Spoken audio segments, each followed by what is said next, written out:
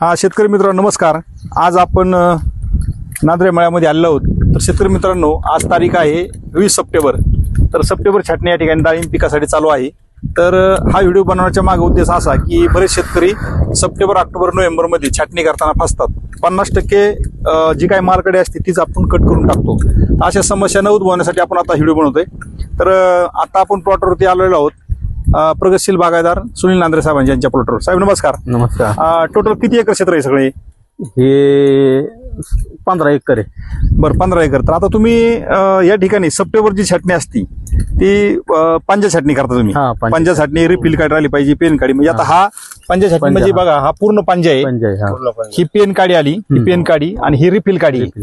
पुढे थोडस ही पेन काढी, ही रिफिल काढी आणि हा पूर्ण पंजा ठेवलेला आहे इथं। म्हणजे नॉर्मली तुम्ही काय केलं आता इथं असं स्टॉपिंग केलेलं आहे बघा। तर याचा फायदा तुम्हाला काय होतो बरं? सेटिंग चांगली होती। सेटिंग चांगलं होतं। तर पहा कडक छाटणी जर केली, कडक छाटणी केली म्हणजे माल काढी कट होऊन खाली पडणार आणि जाड स्टंप राहणार। मग इथं चौकी निघत नाही। बरोबर। म्हणजे सप्टेंबर ऑक्टोबर नोव्हेंबर हा थंडीचा पिरियड आहे ना। थंडीच्या पिरियडला नॉर्मली फक्त असं या ठिकाणी पुढे फक्त स्टॉपिंग करत असतं। एकदम चांगली छाटणी आपण केलेली आहे। बरं छाटणीची जी माणसं आहे आता हे कुठले? मालेगाव छाटणी। हे पाहू शकता मालेगाव छाटणी आहे। आता मालेगावची छाटणीचे आपले या ठिकाणी राजू पवार या ठिकाणी उपस्थित आहेत। तर राजू पवार साहेब ही जी छाटणी जी तुम्ही जी करताय सप्टेंबर ऑक्टोबरची, तर जास्त कडक न छाटणी करण्याचं कारण काय? कडक माल कळी निघत हा म्हणजे डायरेक्ट इथं मुगार निघतो। म्हणजे काय होतं शेंडा चालतो जास्त। आता तुम्ही काय केलं नॉर्मली काय केलं या ठिकाणी बघा ही पंजे छाटणी केलेली आहे बरोबर। एकदम नॉर्मल स्टॉपिंग केलेला आहे आणि याचा अनुभव तुम्हाला नंतर साहेब आलेला आहे चांगला।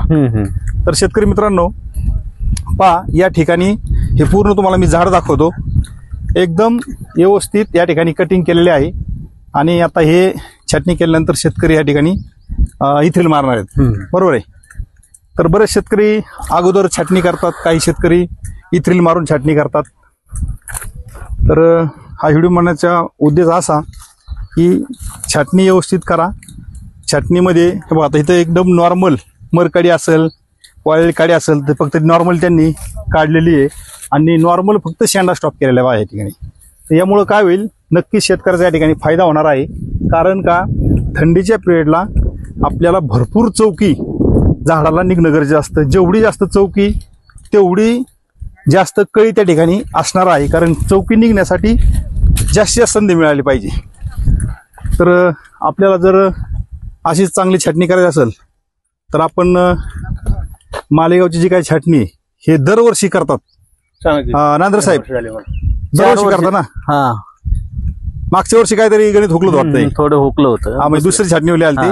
आता मात्र तुम्ही परत त्यांना या ठिकाणी बोलवलं आहे। भरपूर त्यांच्या मागे काम पण असतं। तर शेतकरी मित्रांनो मला सांगायचा उद्देश हे आहे की तुम्ही स्पेशल मी काही कुठली सांगत नाही, परंतु छाटणी ते चांगली करतात। त्याचं कारण हे तुम्ही लाईव्ह बघू शकता। वा एकदम सुंदर अशी इथं रिफिल काडी आणि पेन काडी ठेवलेली आहे आणि निश्चित याचा तुम्हाला फायदा होईल। तर साहेब पवार साहेब धन्यवाद। नांद्रे साहेब तुमचंही खूप खूप अभिनंदन, धन्यवाद, थँक्यू।